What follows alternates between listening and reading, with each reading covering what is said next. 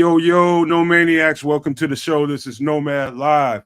All Bears all the time in conjunction with Sports Zone Chicago and the SuperBack. Shawn Sierra, man. Welcome back to the show. Long time no see, man. Seems like we've been gone for about a month or so. Seems like forever, man. We've been on a live podcast, but it's only been a few days, man. And, you know, it's just been a bunch of, I know over here at the network, man, it's about, you know, making sure we take care of the brand and each other. You know what I mean? For one, I think we needed some time off because of all the draft coverage, man. It's 20-some hours of, you know, balls to the wall, basically. You know, we really went in for you guys, and I think we all deserve and needed some time off, and I think we got that, and we feel good now. I know I do. But also, by the way, this weekend we will be off because of Mother's Day, and so there'll be no Nomad at night Sunday. Because I got, you know, I need to spend time with my mom just like everybody else. And, you know, anybody that's got a wife needs to celebrate her and everything, man. So we'll take off and we'll be back strong on Monday, man. But, man, we really needed some time and we got some stuff done and almost ready to show you guys. I mean, we're like days away from opening up a website that's going to have merchandise on it, all that good stuff, Nomad Network gear, show gear, and, you know, just some theme stuff that we have, man. It's going to be good. We only have a few products as of now, but we are working on a bunch of different stuff to add to it, man. I think you guys are going to enjoy that stuff. But let me stop talking so damn much and let these guys introduce themselves, man. Give out some pleasantries, Shawn. What's up, guys? It's your boy, the SuperBack, Shawn Sierra, and I don't have one thing to say. Sports owners and Nomadiacs unite! It's been a minute since I've been able to say that. Hey, guys, make sure you follow Sports Zone Chicago's YouTube channel, just like you're following the Nomad Network's YouTube channel. Fired up, man. Had a good show this morning with Coach T. We were talking football, man. It was good to get in on some high-level football conversations, so I was pretty happy. I'm excited to get to chop it up with the boys again, man. It's been a long time. We should have left you without a dope beat. Step 2. Sorry, never mind. Step two. So I'm looking forward to it, and let's get it cracking. Love doing these shows on Friday when Shawn's all fired up, man. He gets all fired up. He gets me fired up. Happy Friday, no maniacs. Kedz in the building with you. In the building. Who we got? In the building. Who we got? J2K's with us. What's up, J2K? FFG Styles with us. Patty Laura. Hey, Patty. Happy Mother's Day. I'm not sure if you're a mother, but happy Mother's Day to my. Oh, well, there you go, Patty. Happy Mother's Day to my moms. God rest her soul. To all the mothers out there. Happiness on your day and respect to you. Our guy Bruja 7, James Joseph, Plank is with us, AC Adams with us, Smitty, Oliver Chapman, Crimson, Mike Davidson, and our guy Brian Hendren's with us. What up, Brian? Throw it up to you, or should I throw it down to the guy, the Bishop? You guys can fight it out. Rock, paper, scissors. Go ahead, Brian Hendren, it's up to you. You go, Brian. I'm gonna shoot it to Brian. Age before beauty. Oh, wow. Well, speaking of which, I got my friend and I got a new supply of Geritol, so let's talk some football. I know a lot of mothers, and I hope their Sunday isn't that great, but all the moms, God bless you all. Enjoy your day. What's going on, no maniacs and sports zoners? How y'all doing? It's TGIF. Yes, it is, and we are back. We're here to talk Bears football. Man, it seems like it's been a minute since we've seen each other, and I am glad that we are getting ready to chop it up. What is that in the background? Who is? Look at Kedz. Look at him. Got it going on. Okay, Ron Jeremy playing the flute. Jazz flute. Oh, hey, yo. Ron Oh Jeremy. my God. Not Ron Jeremy. Wrong. Oh, Lord, dude. Let me throw my shout out to Friday, y'all. Gotta love it. Yes, sir. Shout out to my people, as you know who you are. My man Stuart and Sophie out there in Florida. My boy V-Dub out there in the D on that truck. Be safe, my brother. to my special girl, Rita, and to my sister, Felicia, and to all the mothers out there. Happy Mother's Day to you all. Happy Mother's Day to my mother, Mrs. Florence Harris, as well as another special mother, Miss Valoria Mitz. Happy Mother's Day to all the mothers. Chi-Town, Chicago, West Side, South Side, stand up. Nomad to you, my brother. Well, thank you guys. I appreciate all that, man. And again, welcome to the show, everybody in the chat, man. Appreciate you guys. If you would, if you got something that you want answered, a question or a statement, man, it'd be nice to get some super chats, man. And we would promote that right now because we definitely need the money over here, and that's no kidding. But let me start this off by saying this, man. This rookie mini camp is important for a bunch of different reasons. We got a couple of rookies. Right, I mean, more than a couple, 4 or 5 rookies and UDFAs. All of them are rookies, but it's a few of them in particular that are going to really need this. The guys that are going to play right away, and that being Caleb Williams, who you see on the screen now. No surprise to anybody, I don't think. It's probably a few people, and you probably thought that Caleb Williams probably ought to sit and wait until he plays, but we knew there would be no chance of doing that. He was going to have to get thrust into the fire right away. But here's what I want to start off saying, man. Expectations. There are expectations for everything in life. Like the expectations over here on the Nomad Network are pretty high. One thing I always expect before every show, damn sure the bishop is going to eat something. He's going to be eating something before the show. I expect that every show. But what I'm saying is the expectations for Caleb Williams and this offense and this team in general, I think we ought to make sure, and I've got a video to show you guys to explain exactly what I'm talking about, why we need to curb our expectations. Should we be thinking playoffs? Yes. But should we be patient? Yes. Very patient. Why? We're going to show you in a video coming up really, really soon, but curb those expectations for a whole lot of success right away. And this video we're going to show you is by Dan Orlovsky, and he's got a playbook, and he kind of shows you the depth and goes through it, the levels of it, and shows you kind of why, the fans are kind of unforgiving. And I understand that being a fan, being on the other side of football now, I get it. But I think people need to know exactly what goes into all of this. And for right now, Shawn, it is the stuff that's important. Everything is from the neck up right now. It has really nothing to do with the physicality of the game. They're in shorts and helmets and just running around doing stuff. It's the neck up stuff, the phase 1 of install. And so it's basically you're getting overwhelmed with a whole bunch of information, and you're taking it from classroom to the field and seeing how it translates for you. Are people moving fast? Do they need more time in the classroom? That's what they're trying to figure out right now, Shawn. Am I right? Yeah, it's a whole bunch of mental stuff right now. That's all it is. It's mental stuff. And when you see the video from Orlovsky, for those of us who are old enough to remember, it's the size of a phone book, of an actual old school phone book. Okay, and those are big. And it's funny, we talked about it this morning on my show. Like, you don't understand. For those of you who've never played football, let me tell you, there for one pass play, there are so many different reads that you have to be aware of. All right. First of all, for the formation. So just say you want to call a specific pass play. First of all, you got to find out what coverage it is. All right. Are they call it sims. So you're simulating one coverage. Basically, you're just trying to disguise the coverage. All right. Are they looking at 2 and it's really a 3? You're looking at a 3, it's really 2, or looking at a 1, it's really a 2. So you got to figure out that. Okay. Because if they're in cover 1, then your reads are probably going to be a little different for just one play. So if they're in cover, first of all, you got to figure out the defense, what they're in. If they're in cover 1, then your progression might start from here to here, from right to left. All right. If they're in cover 2, your progression might start from the slot receiver to your left. If they're in cover 3, your progression might start with the outside receiver just because of the route combo that you have. If they're in cover 4, it could be something else. If they're in cover 6, it could be something else. So one play, you have to understand what has to go on.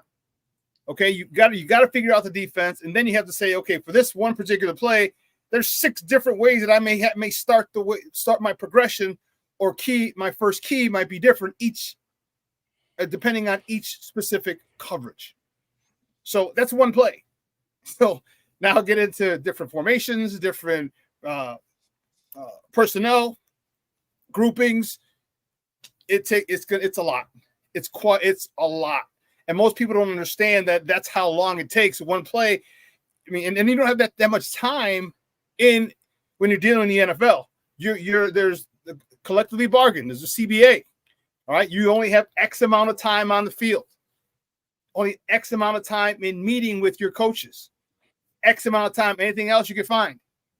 Okay. So Caleb has got to he's got to do a really, really good job of digesting that playbook. He's got to come in with questions like, okay, coach, what about this? What about this? What about this? So it's going to take time. It does take time. It's a lot more. So whenever you hear people say football players are dumb, let me tell you, that is the furthest thing from the truth. The furthest thing from the truth. So before you go, Kedz, I'm my bad, Shawn. I thought you were done. Yeah, I'm done. All right, well, let me jump in here before Kedz goes, man. Let me appreciate these guys. Smitty with the $20 super chat. Thank you so much, Smitty. We appreciate you. Is it an overshoot to expect 3 1,000-yard receivers this season? You know what, Smitty? I'm going to give you the best detailed answer I can give you here. I would say no, it's not unreasonable. It's not an overshoot, and I'm going to tell you why. It's what I expect it's going to happen. And so I think they're going to crowd the line of scrimmage on Caleb Williams. Number one, they're going to come after him right away. And so what they want to do, what a coach wants to do right away is find out if the guy can play quarterback or not. We knew he can play college quarterback. We knew he can play well in the NCAA. How fast is he adjusted to the speed of the NFL game? So what do I expect right away? I think he's going to have to sling it early. And I think and often. And what does that? What are the results of that? It's a good possibility. You know, we can have at least two 1,000-yard receivers, maybe 3, depending on how the defenses play us. So hell no, I don't think it's unreasonable to expect that. Will it happen? I don't know, but I do expect them to come after Caleb Williams real early and really give him. They're going to make him play in the pocket and see if he can throw that ball and deliver. And I think it's going to bode well for the receivers who will be on the receiving end of that. But real quick, thank you again, Smitty. Here's another one from Mike Davidson. Great to see the network back together again, both panel and chat. After a little R&R, happy Mother's Day to all the moms, past, present, and to be. I appreciate the hell out of that, Mike Davidson. I ditto that message, man. Thank you so much for the super chat, man. We appreciate you. But I interrupted, Kedz, so go right ahead, my brother. Oh, we're well past where I was. I'm not sure where I was anymore. So let's keep it moving. Let's keep it moving. From the neck up. Well, some just came in from a good old FFG style. Respect to that, FFG. What are the odds of MF in the kitchen coming back to Nomad Network? That's a great question. Let me answer that because Trips and I have spoken, and Trips is busy working on his own show, and so I always told Trips is our brother. We love him, and it's all about trying to promote him and grow him. And whatever he needs, as far as whatever the network can do, he wants to come over here and do some MF in the kitchen and, promote his show. He can do that anytime he wants to. But Trips sounds to me like he's in the lab and he's building his own stuff right now. And so we're just going to do whatever we can to support him. But if he comes back and wants to do some MF in the kitchen, he knows you guys love him. He knows you guys love being over here. So I'm sure he'll come back from time to time and do a show for you guys. I'm sure. And he's that Sports Chicago style. Yeah, Sports Chicago. I don't know if that's the name of the podcast. Did he tell you that's the name of the podcast, Chris? It is. That's the name of his network. Okay, so thank you, FFG, for asking, man. Thank you for the contribution. We appreciate that. I'll talk to Trips again later. We'll see what we can do about that. But go ahead, kids. Yeah, that's all I got. I was just throwing out. Oh, well, you know what? Maybe I got more. King Book of World. Chatting crew, happy Mother's Day. Give her a hug. So big love to King Book of World. Thank you, sir. And shout outs to all the ladies, all the moms out there. Respect due to you. From King Book of World himself, $2 super chat. Respect for that. But let's keep it moving. Where are we going next? So we were just talking about from the neck up, this whole mini camp phase 1, rookie mini camp phase 1 is about the neck up. Nothing physical about this thing other than, you're just moving around on the field. The coaches get to see how well you move. Other than that, it's just translation from the classroom out into the field and installing. It's just what can you retain? What can you put out on the field? That's all it is. Yeah, that's basically what they're going through now. Just this is really what one would call relationship building. There's learning involved, but he's getting to know his teammates, their timing, his timing with them. They're getting to learn that as well. So it's really a little bit of kumbaya over the next couple of days. The one thing that I will throw out there about training camp is Kieran Amagadiji. Amagaji, it was close. 6.5 dozen. Kieran is not going to be a part of any of that. He's still rehabbing, I believe, his ACL that was torn late in the season. I'm not sure if he's going to make it back up until the beginning of training camp. So hopefully we'll see him in July get some reps before the season starts. Go ahead, Bishop. Throw that down to Bishop. Well, I would say this, man. It's good to see all the rookies and UDFAs and in the building. It's important, and what's really good is actually everybody's learning a new system. So everybody's going to be got to get on the same page at the same amount of time, and this bodes well for the receivers as well as for Caleb. Now they can really work in their rhythm and start getting their timing and everything down. Bears was ahead of schedule with regard to getting him the cadences and important verbiage and everything that he needed well before rookie mini camp. So I'm just excited to see what this team is going to put on the field, man, come September. So it's just good this is the part of the year that I really enjoy, man, because now that lets us know we're getting closer to football season. So I'm excited about it, and I'm just I'm happy to see everybody on the same page and learning this new offense. And the key acquisition for this season is Shanewaldron. I want to see what he puts on the field in terms of an offense. I'm excited about that. I know Shawn's excited about it because he talked about it on the show earlier today. So, man, let's just get to it, man. Let's get to it. It is rookie minicamp. Let's get to it. What say you, Santa? Brian? Well, like I said, it's everybody's learning, but also remember the coaches are learning too. This is first time a lot of them has worked together, and how one coach teaches a player may be different than another one. So there's that working out.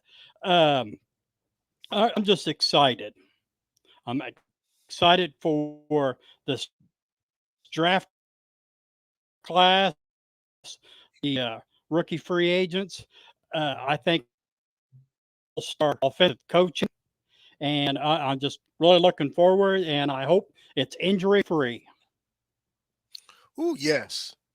So, yeah. You know what, man? Here's what we know about the situation with Caleb Williams. And this is important. Shawn will testify to that whenever he comes back. But we know for a fact that during the 30, you're not able to give out a playbook or anything like that. What you can do is transfer information to the guy the quarterback's coach that was working with Caleb off site. And what they did already was make sure that he understood the cadences and the drops. Why is that important? The cadence is ultra important. And the drops are even more important because it's the footwork that allows you to get the ball out on time.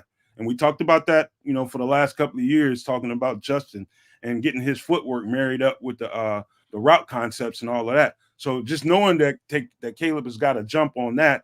It's a pro style offense, man, getting the footwork down, the cadence, the calls at the line of scrimmage, just getting that down. That's a big hurdle to jump. And he's started getting work done on that before he even got into this rookie minicamp. So what I would say and Caleb said this also at the presser. And by the way, man, I had just nothing but good vibes looking at that presser today, man. The energy looks good coming off those guys.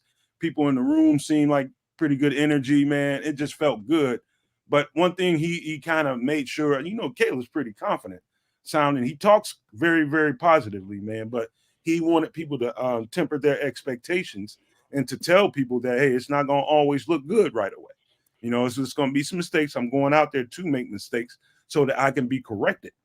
That's what he said at the podium for the most part.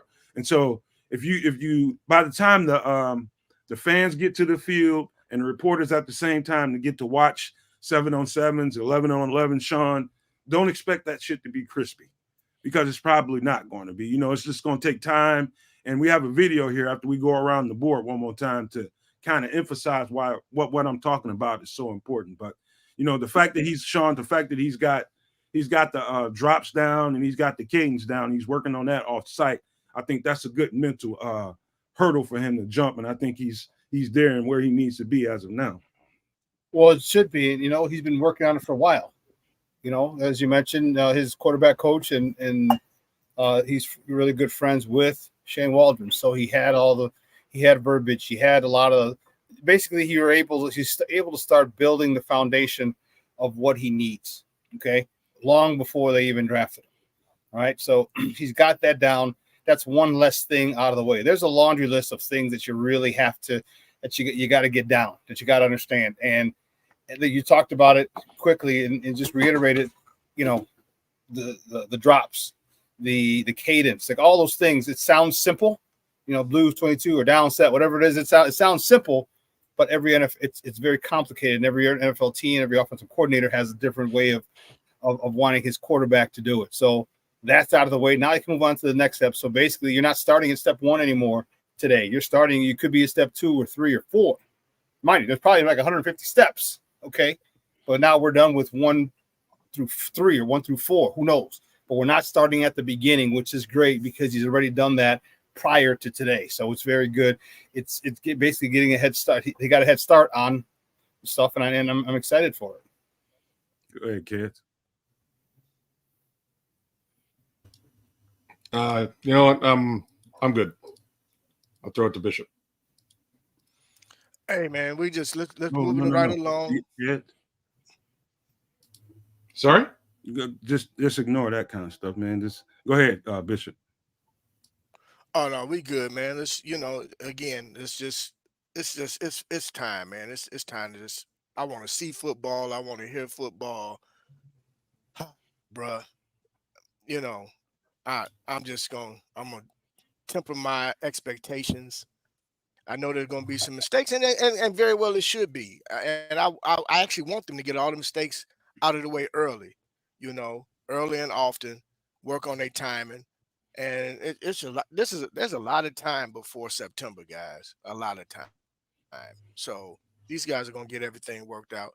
I'm confident in Caleb and what he'll be able to accomplish, and the receivers that we have in the receiving room, I think, are going to mold him very well, especially the veterans. So it's exciting, man. I don't know about you guys, man. I'm really trying to, you know, keep down my excitement, but it's time to go, man. It's time to go. What say you, Santa? Again, this is, you know, we'll see if the coaches are good teachers, and if these guys, if they want to fulfill their dream, they'll put in the effort and work. Good luck all the way around. I'm excited and looking forward to it. So that's the thing about Shane, is that he's the one thing that people around the league said is he's a great teacher. And that's remember, guys, I said it here. I said it on my show. I've said it on other podcasts that I've been on. That the most important acquisition this offseason, all right, wasn't the number 1 draft pick, whether we kept it or traded it. Okay. The most important acquisition was Shanewaldron. All right. Yep. This guy is a teacher, and that's exactly what you need. And you know what? It's so funny is that a lot of the things that Caleb said are exactly like he got from like his high school, from my guy, my buddy who's his high school coach, because I know how he coaches. I know what kind of coach he is, and some of the things that, you know, he talked about. You got to be a good. If you want to be a good leader, you need to be a good follower. And if you heard him talk today, he said I got my ears open. He goes, I got my mouth closed. He goes, so when it's time for me to step, he goes, I got to absorb all this information. Like I can hear my boy Randy saying that at practice. You know what I mean? So it's really cool to, you know, to hear him say that. And he's the one who's got to get it first, because as I said, there's only X amount of minutes. X amount of time that you have with coaches. So if if he got it, well, cool. We don't need the coaches. We could stay at the Halashall. We could meet up in LA and Miami, wherever, and we can continue to do what we need to do. because I know what needs to be done. So he has the yeoman's share of understanding, not just learning, because everyone's going to learn, but understanding what to do. He's got to put in a lot of work the next couple of days, up until they leave. Because when they leave and they're not able to have contact with the coaches, well, he's got to become the coaches, understand the majority, or at least a good chunk, a small chunk of it, so you can work on that. So before I go further into this, what we're about to show you is for viewer educational purposes for the viewers only.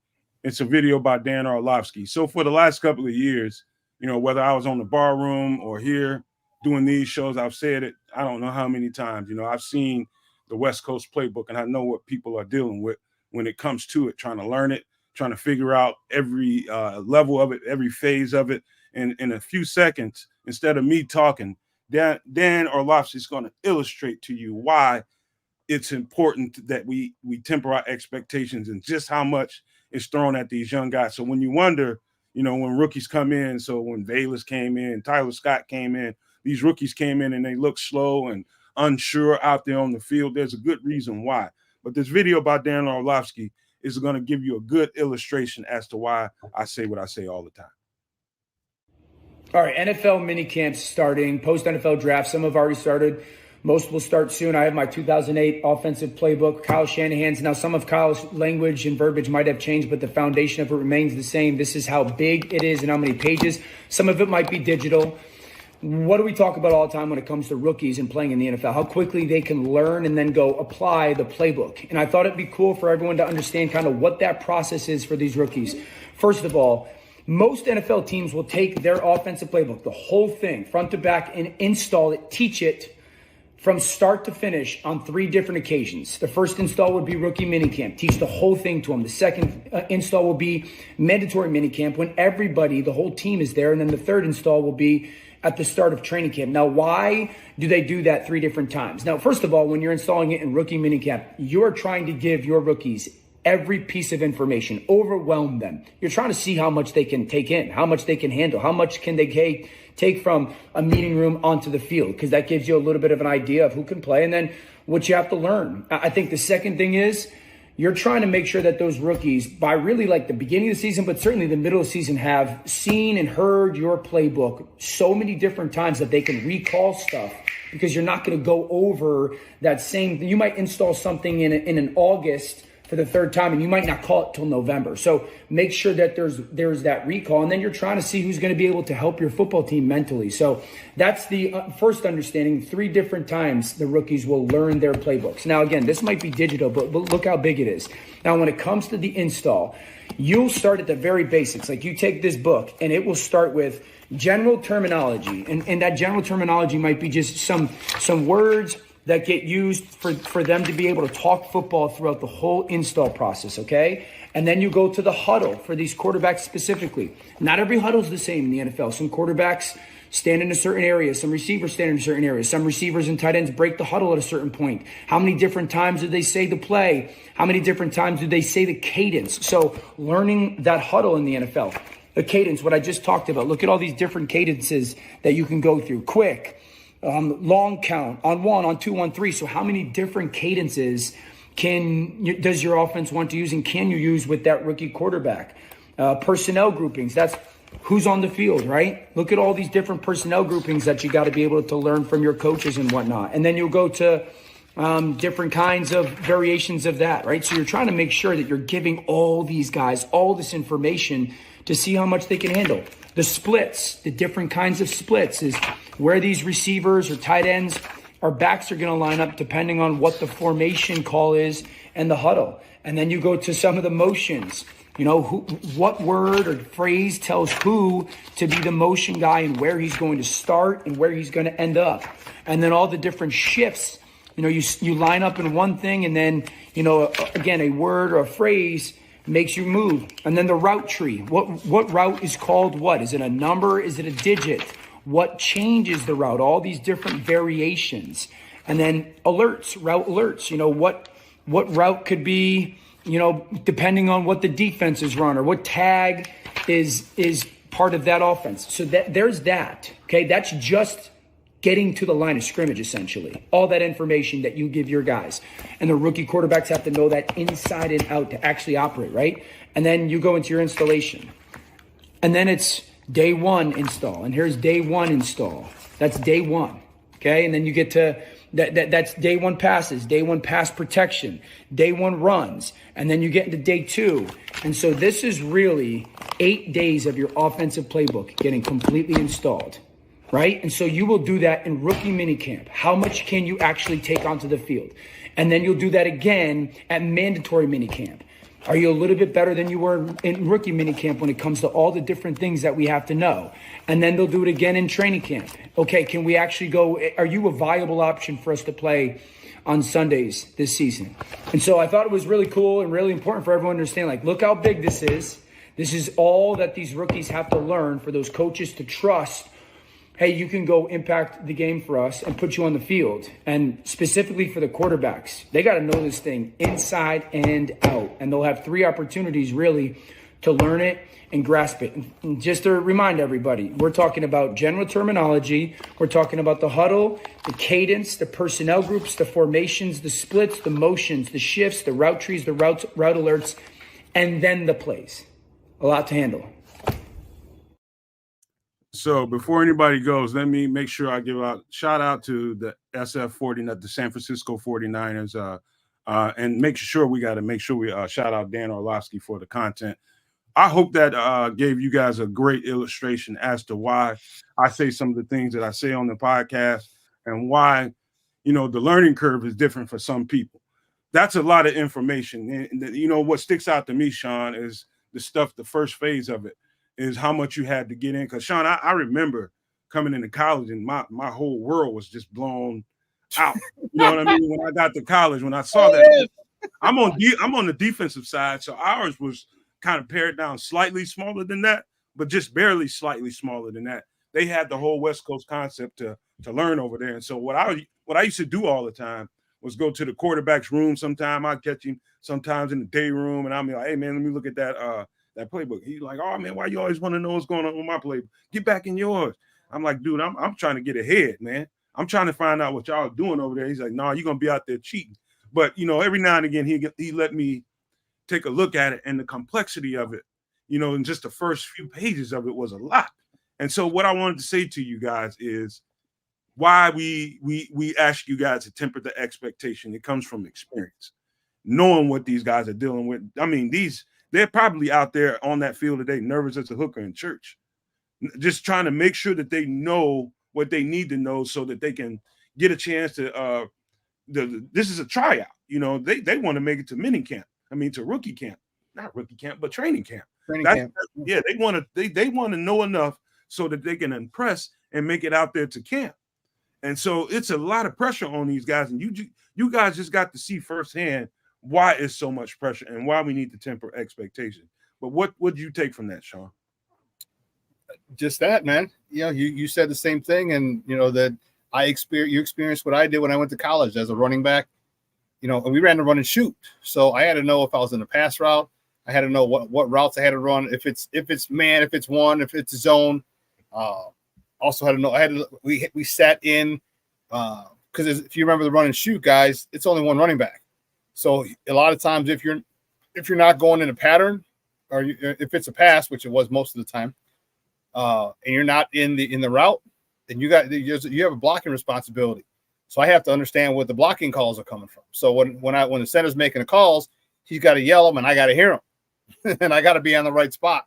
So yeah, it was something completely different from what I had here at St. Rita. St. Rita's a football powerhouse, but man, it was nothing like that. So it takes time, and the thing that you're going to have, or that you're going to get, is you're going to get guys thinking, and that's the problem. You don't want them to think, not on the football field, but right now they're thinking because they don't know. This is new to them. So it's people say, oh, he sucks, this guy sucks, that guy sucks, this guy sucks. Not that they suck, is that they just haven't been able to digest and become comfortable with the various responsibilities they have on different plays. And I explained to you, on one play, you could have 6 different things going on depending on the coverage. Mm-hmm. And the receiver has to figure out what coverage it is. because once he figures out what coverage it is, then it's going to tell him what he's supposed to do on that particular play. So it's a lot, man. It's a lot, and this is exactly why Caleb has the responsibility of understanding everything, because once the coaches leave and they're not able to talk to them, Caleb's got to be like, okay, here's what I need. I need you here. I need you there. I need this split. I need that split. I need here. He's got to become the coach. So, you know, how many times we saw that Jamoke up north, just rip us apart? Well, because you've been in the same system for 15 years. All right. It's literally second nature. Literally second nature. So there's going to be some learning curves. But again, thank goodness that he's had the concepts. He's a couple of steps ahead. Let's not forget the Bears get a week or two in advance because they're in the Hall of Fame game. So they start practices earlier. So there's a lot of benefits to what's going on. But, a lot of people, don't expect him to come out throwing 300 yards. And one of the things that I said before, I said today as well, they're going to run the ball. You can't put all this on Caleb. You can't put it all on any quarterback, especially a rookie quarterback. You're going to run the ball. And the most important thing is that Caleb's okay with it. Like, look, I know you might get frustrated. I know you might want to do this. All right, but maybe week 10, maybe week 11, we could take the training wheels off or take one training wheel off, you know what I mean, and open it up. Not saying they're not going to throw the ball. Let's not be silly. Of course they're going to take their shots. I think they're going to force him to throw the ball because they're gonna make sure he has to throw the ball. I think they're going to come right after him and close up the running lanes and force him to throw the ball from the pocket. I think that's going to happen quick. And that's where my next point comes. He needs to be extremely efficient in that short passing game, short to intermediate. Because if you hit these slants, you hit these hitches, you hit these quick outs, seams, man. Yeah. Holy cow! Because if they want to bring a guy down, man, you got DJ Moore who's Mr. Yak. You miss a tackle on him, he got the speed to go. So now you do that, he breaks one tackle. All of a sudden, now defense is like, oh shit, man, we can't. We got to back off a little bit. We got to back off because we go, man, he got DJ Moore. All right, we go, man, Roma Dunze. Don't forget, Roma Dunze is not going to be getting their top cornerback. He's not going to have to deal with a top cornerback that he had to deal with every single game. He's dealing with the third best, and that's if they're all healthy. And what's the drop-off between 1 and 2 and 2 and 3 as far as cornerback goes in the NFL? It's going to be the ability for him to master that short to intermediate passing game is going to be paramount, because if they do stop it and he's able to get efficient with it, man, he throws a 5-yard in, one broken tackle, 60 yards to the house, goes on his numbers. So I'm excited, man. I'm really, really excited with what they have. I'm excited for what the endless possibilities of this offense. But again, like I'll say it, like coming to America. You must crawl before you run. Run cannot walk, can run into running. You know what I mean? You can't run into running. You got to crawl before you walk. All right, man. Hey, hold on, man. Because I want to ask you guys a question. If you found that video to be eye-opening and you found that content to be informative, give us a thumbs up, because I felt like it would give people a great illustration as to exactly what these guys have to deal with. That was a 2008 version of the West Coast offense. It's 2024. And so there's no telling what that looks like now. So, but before you go, kids, let me acknowledge Smitty right quick. Smitty with the $5 super chat. Thank you, Smitty. Romo Dunze is considered by some as a one of one. When was the last time a receiver entered the league with no solid comp? I'm still thinking. I think he's like a slimmer, maybe a little bit faster version of the more I look at him, of Larry Fitzgerald, man. Just the maturity of his game, his route running and the catch radiuses, man. The strong hands kind of reminds me, the more and more I look at him, it reminds me, Smitty, of Larry Fitzgerald, to be quite honest with you. But that's just my comp for him. But I interrupted. Go ahead, and thank you, Smitty. Go ahead, kids. Yeah, where were we, bro? Can you bring me back? Because now my brain's on Roma Dunze and the one of one comp. I'll hit you with that if you want. So we were talking about that the video and how informative that. Oh yeah, Dan. What stuck out to you? What first thing is like that's a pretty sizable book for not for the entire offense to digest, player on player on player, position on position, and it continually evolves. There's changes to this book. There's language to understand. The one thing that the one thing that's really helpful is where Caleb sort of came from by way of quarterback tutelage. I know he came from a little bit of a system or a program that has some connection to Shanewaldron, which is great, right? Like this is a situation where he may have had access to, an earlier version of this offense that he's about to jump into and really dive into. More or less, he did mention that teaching case scenario today, which to me means like if you're coming in day one, you at least have some level of a baseline understanding of what you're trying to do.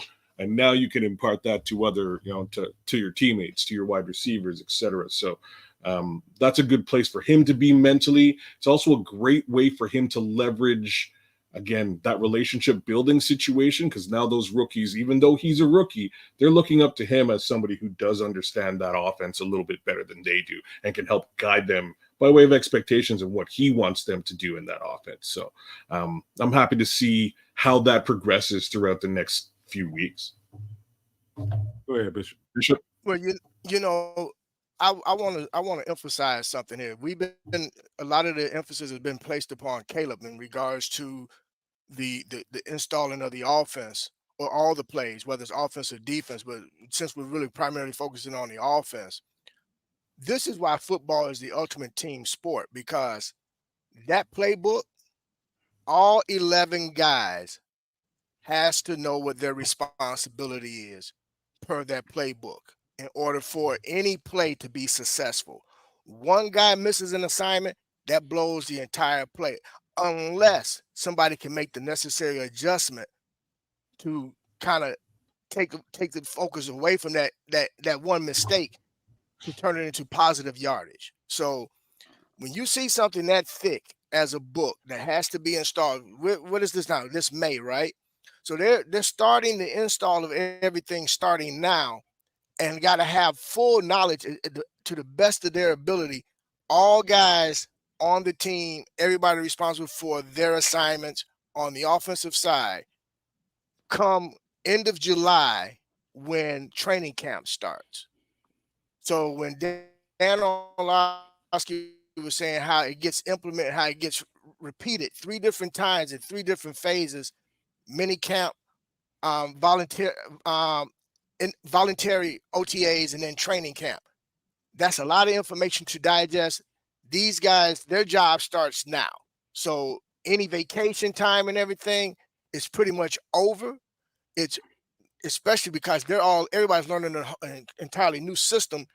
Everybody's in that playbook. So there's going to be a lot of times where these guys are going to spend a lot of time off the field with one another, making sure that they're all on the same page. So, I mean, man, it's exciting again, but for these guys, man, the work starts now. Brian? So Brian, I wanted to, did you notice that he was through 4 layers of that book, and it was just getting to the line of scrimmage? 4 layers of it, and that's just what you need to know to get to the line of scrimmage and quickly. And so, did that impress you at all, or intimidate you? Yeah. Which one? Yes, it did, and a little of both. Both. All I can say, I can't add anything that wasn't already been said, is better them than me, because there's no way in hell that this old hillbilly learned a fraction of what they have to learn. This is why we don't draft Bryans. You know what, man, Brian, I understand, man, because look, I don't care who you are at first. When you walk into, you see that for the first time, I don't give a damn who you are, man. It's gonna be mind blowing. Like, whoa, they want me to learn this. When do they want me to know this by? By Monday? You just gave it to me. I'm like, man, what you talking about, man? But we'll get into a little bit more of that on the other side. But we need to take a quick station ID, and we're gonna talk about some specific players that are in this camp. Because as you've seen that thumbnail, there's a player on there that I checked out starting yesterday. I found out he got signed. So 9 out of, I think, 43 guys are signed. And we'll talk about some particulars about that on the other side of this station ID. The best content anywhere.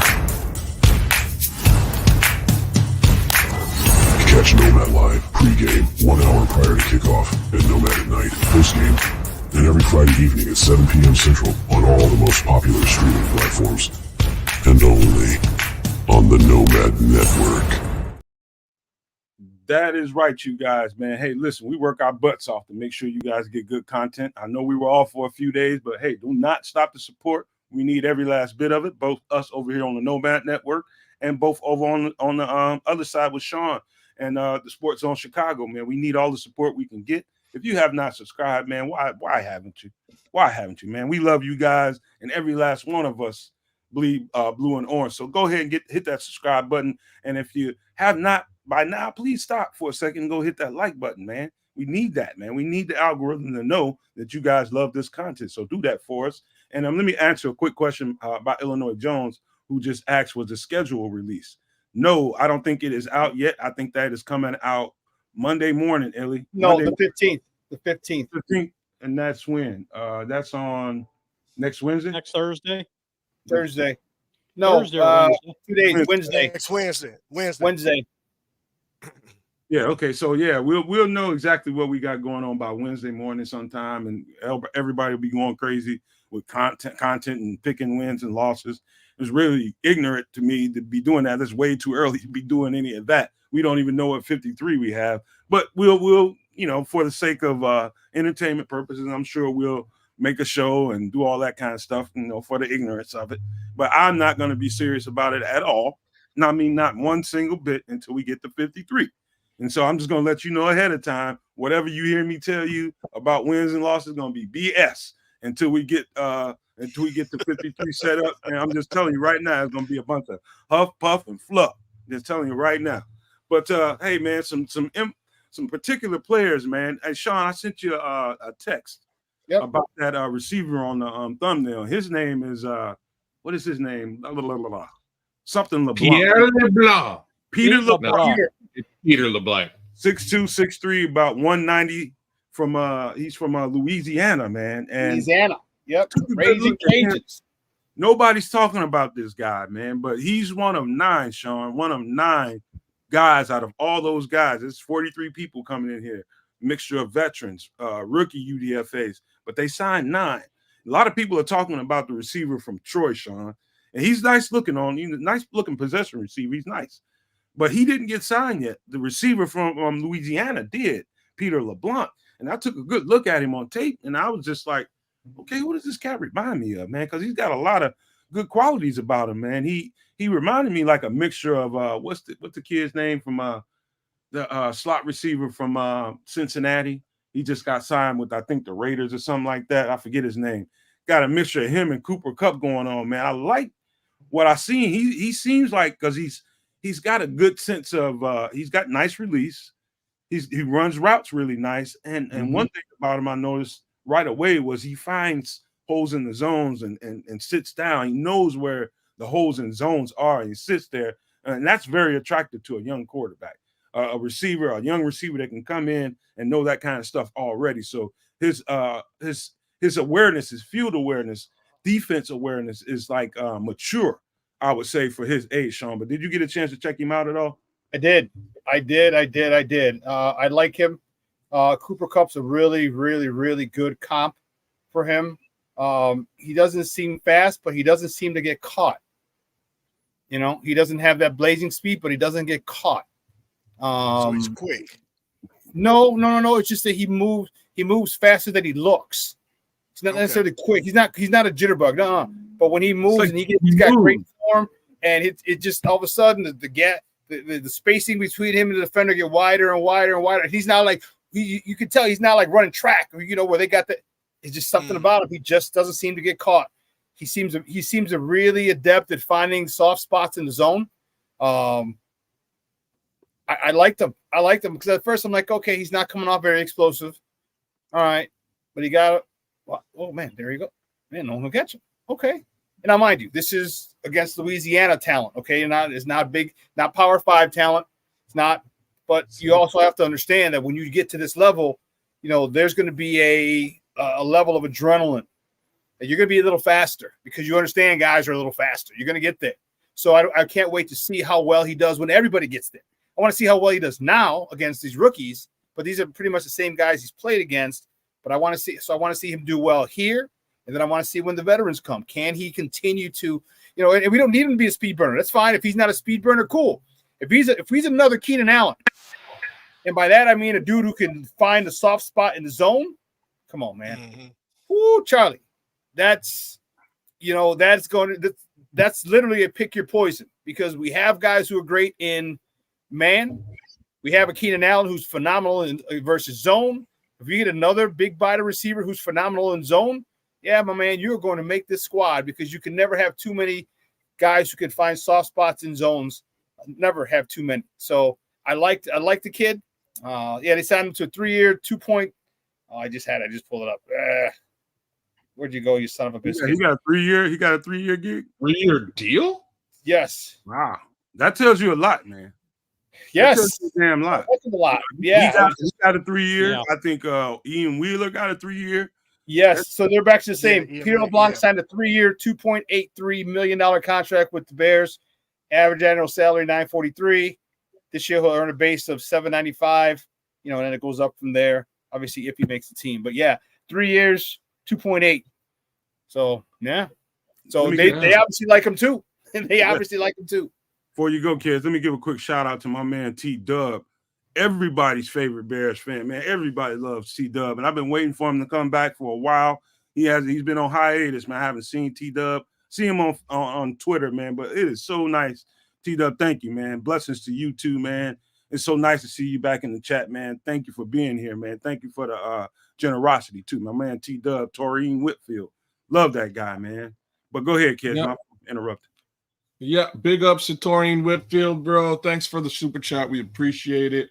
As far as the wide receiver LeBlanc is concerned, Shawn, you really summed it up for me, bro. I have to sort of give you this one here because my question was, what is this? Is this really like a level of competition thing? And I think you kind of touched on it. I'm not sure if the level of competition there was really caliber. We'll really see what he does in the NFL. I liked what I saw. Cooper Kupp is a really good comparison. He would be, LeBlanc would be a pretty solid slot threat. He's got oily hips. He's very smooth with his route running, but again, he's not like explosively fast. He's not really going to just blow past or burn past corners or he got a little bit of downfield. He's not a burner, but he got a little downfield speed. But this is what I'm gonna say, right? Like, but he gets separation, and it's weird. It's not like he's burning past the again, he's not burning past the secondary, but he's getting separation by way of the route and his ability to run it, which is really cool to sort of see. So we'll see again if this is really something where he was just leaps and bounds better than the competition he was playing against, or if this translates to the NFL. I'm interested to see. He looked really nice on tape. I'm gonna be honest. I think it's going to translate because one thing I've learned being down here in Texas, there's a couple regions, man, that get overlooked in terms of prep football, but they seem to be able to make a name for themselves once they hit the collegiate level, which it's Louisiana, that region, that area. They put out good football players. They put out dogs, actually. The kids, they work hard, man. They're well coached. They put in the work. They remind me a lot of guys that come out of the Florida area in terms of certain positions they really focus on. Wide receiver, DBs are two areas that those two regions really focus on when it comes to prep football. So I think it's going to translate. I'm excited to see what it does in the wide receiver room in terms of who shakes out. It breeds for great competition. I will say that. And apparently the Bears, the front office must see something to where they've gone already sat down with him and come to terms on a 3-year deal. So I believe it's going to translate though. but not just Right. a 3-year deal, Bishop. That's a big amount for 3 years. Like you can give them the minimum undrafted free agent minimum. You know what I mean? But no, they gave him 2.8. Yeah. No, you're right, Shawn. You're absolutely right, man. That's what I'm saying. They see something that, everybody else has not seen. And I think they believe that they might have, stole one and then snuck him into the wide receiver room. So, like I said, man, one thing Poles has been doing, man, he's real adamant about competition, and he had definitely added competition to this wide receiver room. Before you go, Brian, I just put a name. There's a Villanova running back that I had to turn off my phone, man. I've been getting too many damn spam calls, and it's just going to be ringing crazy while we're doing a live show. So I can't search the name of this running back we got as a UDFA from Villanova. He's nice to look at too, man. He's one of those jitterbug running backs, Shawn. I don't know if you guys know about who this guy's name is, but it's a running back we have in this rookie camp, and he's from Villanova. If anybody can find that out, you can go right to the Bears website. If you got that app downloaded, it's right there for you. But yeah, he's another guy that's very interesting to look at. But my fault, Brian. You go right ahead. You muted, Brian.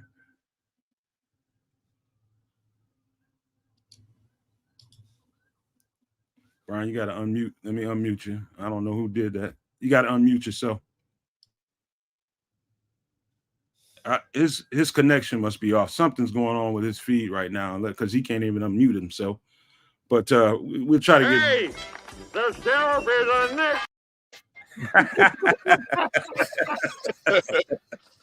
The prospector strike. I love that drop, man. Oh, here we go. J2K got it, man. Here it is right here. Good luck trying to TDIO. I'm not even going to mess with the rest of that. Somebody can try it. Yeah, got it.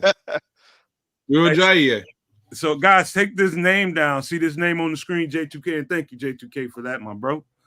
This is it's a nice little running back, man. He's got some, when we signed Sweat, I felt like, okay, that's exactly the kind of piece we needed. That variation runner, that jitterbug running back. They signed this guy and brought him into camp. I like what I saw on film. I have no idea if he has any chance in hell at making it to training camp, but I did enjoy watching the film, and I think you all will too. But check this guy out that's on the screen. J2K just chatted that up, man. But yeah, man, I think they got some pretty. Are there any UDFAs, Shawn, that you have listed that you're going to be taking? I know everybody's going to be watching Jamry Chroma from James Madison. People want to know anything they can find out about these. There's a lot of expectations for this guy, and I think for good reason. Or are there any guys that are on that list that you want to pay particular attention to? Yeah, him, the kid, the young man from Illinois, and Oregon State guy. Yeah. I forget his. That is McCartan. McCartan, yes. Those guys I want to see. John McCartan. Yeah. John McCartan. And yes, I want to see those guys because you know what? If you can rush the passer, even if you're a one-trick pony. If you can rush the passer, you will make a squad. You will make a squad.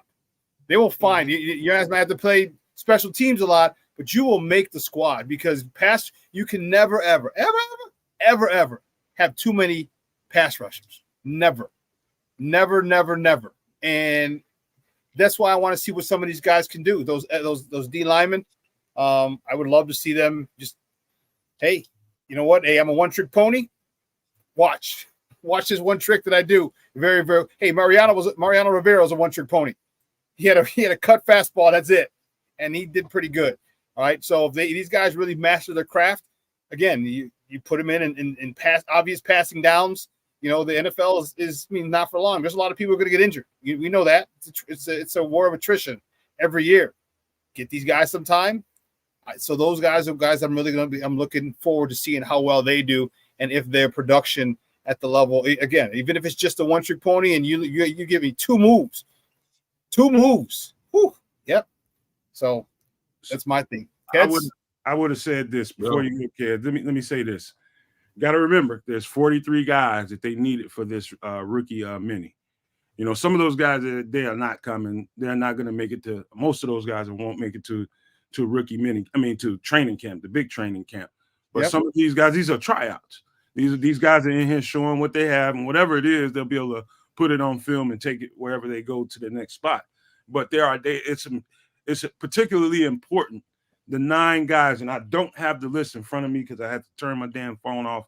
The 9 guys that they signed are the ones in particular to pay attention to. Not saying that you don't need to pay attention to these other guys, but guys like Keith Randolph, Peter LeBlanc, I think the tackle from British Columbia, Kedz, those guys in particular pay close attention to, because they did not sign those guys for nothing. So here's your actual list. Quarterback Austin Reed, cornerback Reddy Stewart, offensive tackle Theo Benedict, defensive tackle Keith Randolph, defensive end Jamry Chroma, tight end Brendan Bates, linebacker Carl Jones, wide receiver Odio Hilaire, running back kick returner Ian Wheeler, and cornerback Leon Jones Jr. The guy that actually jumps out to me here, and clearly I have to do the Canadian thing and give a heck of a lot of love to our guy from BC, Theo Benedict. I think he might be a diamond in the rough, and I'm a look back a little bit here towards what Shawn said a minute ago with respect to competition. I don't know if this is a competition situation, but by all means, look at his tape. Don Burr, if you're still out there in the chat, you guys drafted the Lions drafted his bookend counterpart on the other side from BC in the 4th round. These 2 kids, for the most part, dominated their division and won at least one national championship here for youth sports, which is their division. 0 sacks on his side for the last season. 6'7", 32+ arms. I'm kind of impressed across the board. I'm not sure if he's going to wind up playing tackle at all in the NFL. I think his arms might be just a little bit short in that respect, but by way of maybe guard, he's tall, lean, strong, and fast. Like he moves surprisingly well, especially in the run game. And I already touched on zero sacks in the pass game. The team he was playing for is a pass-heavy team. All of those things sort of spell to me a pretty solid tackle, a pretty solid offensive lineman. And let me, leave this here. This kid puts human beings in the dirt. Like he's just finishing, right? Great hands, but a finisher. Gotta love the kid. Thanks. Real quick, let me say this, man. One thing I noticed about Theo Benedict, and I'm not saying it's a flaw or anything. He's got this weird, because he played right tackle. He's got this weird kick step out. That first kick step out, something's weird about it, some kind of little hiccup in it. I don't think, well, obviously it didn't hinder him in any way, man. He wasn't giving up no bunch of sacks, but one of the things I noticed that stuck out about him watching this tape. But thanks to Chris, man, here's a list of the guys. Brendan Bates, tight end, Kentucky. Theo Benedict, again, offensive lineman, University of British Columbia. Carl Jones Jr., linebacker, another nice tape. They can do, they played him a lot of one thing you notice about Carl Jones's tape is they played him a lot of edge. So he was a 3-4 linebacker, but he's got some edge capabilities. And them signing guys like that, again, lends to Shawn this whole idea and thought of how multiple Eric Washington wants to be along his front. And just all this stuff. If you look at Carl Jones Jr., you won't see him playing a lot of traditional linebacker. You see him playing a lot of, edge rusher and dropping back in the coverage, man. So that's what he brings to the table. And of course, Jamry Chroma, defensive end from James Madison. The guy that's on the thumbnail right now, Peter LeBlanc, receiver out of Louisiana Lafayette. Of course, Keith Randolph Jr., D tackle, Illinois. Austin Reed, that's another name to keep an eye on, quarterback out of Western Kentucky. He looks promising to me, man. I'm looking forward to him in camp. Reddy Stewart, the ball hawk from Troy. DB, man, love his tape. And Ian Wheeler, these are the guys that got signed. And I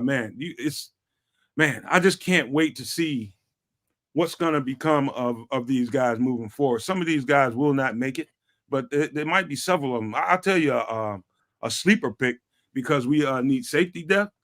There's a guy named Leon Jones that's from Arkansas State. Watch out for that guy in camp. Watch out for that guy in camp. He's got some capabilities. I think he can bring something to the table. It's always going to be one of these young guys that came in as a UDFA, and next thing you know, he's ringing bells like Jack Sanborn. So it's going to be one of those guys every year. But I think Chris has a video for us, some Caleb Williams video, before we get up out of here. Let's check that out. Is that right, Chris?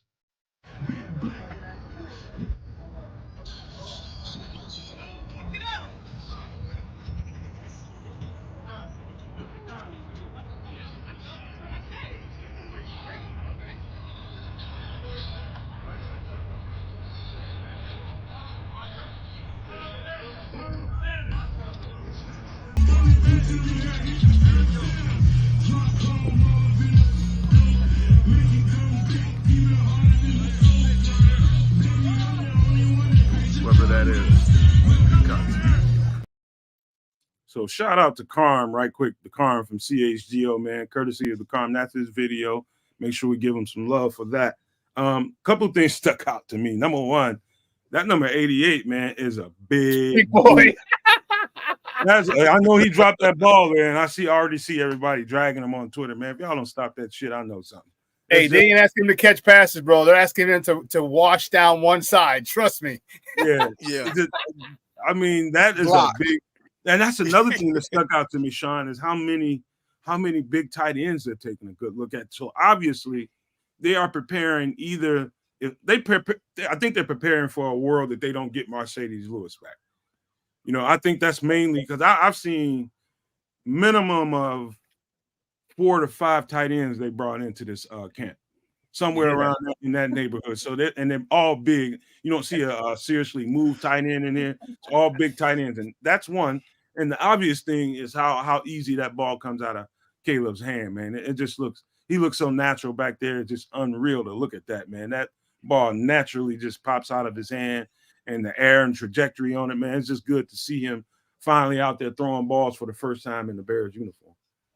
Yeah, I'm telling you, that dude was stickum, dog. I was like, damn, like he was like we ain't asking you to catch it and take it to the house, Papa. I'm asking you to move this dude and move him really, really far. The guy in front of you, move his ass out the way. Move, chump, get out the way.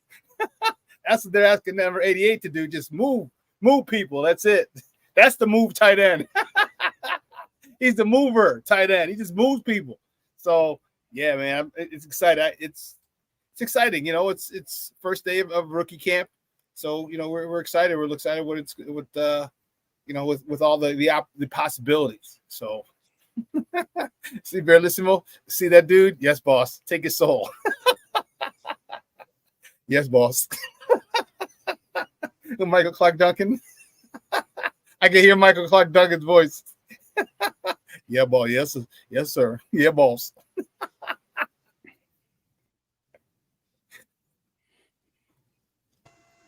That was really good, Shawn. Your Michael Clark Duncan was spot on. It got quiet after you did it. I thought I needed to jump in. I'm like, what the hell, man? I jump away for 1 second. It gets quiet. I'm like, what the hell? Sorry, Chris is just trying to say that Shawn should never do a Michael Clark Duncan impression. I most definitely didn't say that. I knew exactly who he was talking about. It was a paraphrase, I know you did, but I did know who he was referencing when he did it. So good job. I'm teasing. I had to double back and take another look at that video while Shawn was going. That boy's massive. I didn't really even notice him the first time around. That's a big lad. He's got to be like a size 44 waist with. And he definitely wore husky jeans as a kid. We gotta find out who that dude is. Hey, Shawn, don't too many people know anything about husky jeans, brother. Because a lot of people didn't shop at Kmart or Sears. Hey, Shawn, check it out, Shawn. You know, 88. He said 88 is that's that ever you want to see get off the bus first. Yeah, it is. Straight up. And right after him is Montez Sweat. Yeah, and Javon Dexter. Javon Dexter right behind him. Yep. Hey, man, so hey, look, man, we're gonna get ready to wrap this thing up, man. I think we gave you guys all we could give you. We will be back Monday after this Mother's Day weekend, man. Please go out there and celebrate mothers past, present, and future, because it's worth doing, man. This is one of the holidays that I look forward to every year, and Mother's Day is every day for me. But before I get into my closing spiel, I'm going to give it to the Canuck, man, to give some shout-outs before we get out of here. Well, because it's Friday, I'm going to keep things a little bit short and sweet. We're burgeoning on Mother's Day, just like Nomad said. So make sure that you spend some time with your loved ones, with the ladies out there, with the mothers in your life. Give them some love, respect, and love and respect to all you Nomaniacs. Torian Whitfield, thanks a million for showing up. We've been looking for you with a flashlight out there in the woods, and so it looks like you're back in one piece. Great to have you. And the rest of you Nomaniacs, bear down, have an awesome weekend, and we'll catch you next week. Santa? I had to do it, Santa. How you doing, bro? You back? He's on delay a little bit. Oh man. Okay, there we go. We got him. It was great to see everybody. It's back doing podcast. All the moms last Sunday, and look forward to seeing you guys on Monday. Go ahead, Bishop. No maniacs and sports owners, thank you again. Everybody in the chat, thank you guys. And those of you who are watching that are not part of the chat, thanks again for hanging out with us just a little past an hour, as you always do. Hey, seemed like it's been quite a long time since we've had a chance to get together and talk Bears football, but I'm glad that we did today on a special day of Friday, beginning of rookie minicamp and at the start of Mother's Day weekend. I just want to say to all the mothers that's out there, enjoy your weekend, enjoy your family, enjoy your friends, enjoy your loved ones.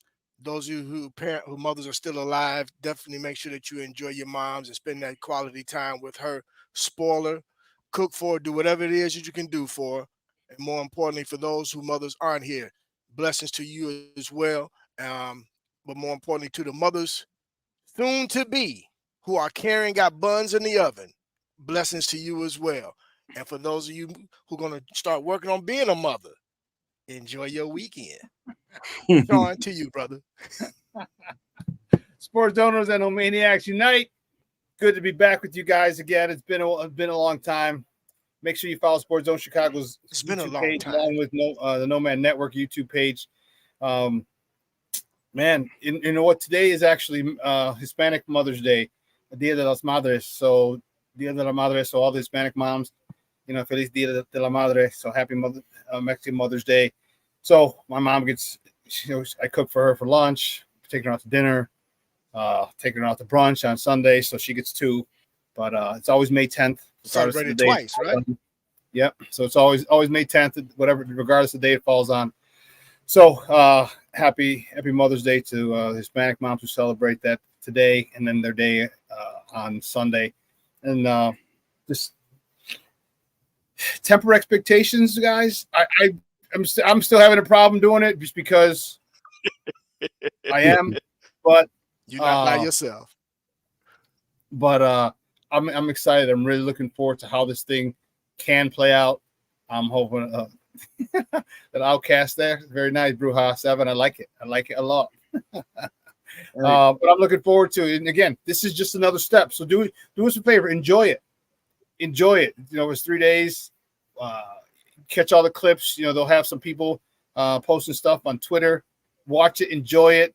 All right, they're not ready yet. All right, don't expect to. If we saw Caleb throwing some nice passes, relax. It's good. It's good. If he drops a pass, all right, relax. Don't take it easy. It's okay. It's just the first rookie camp.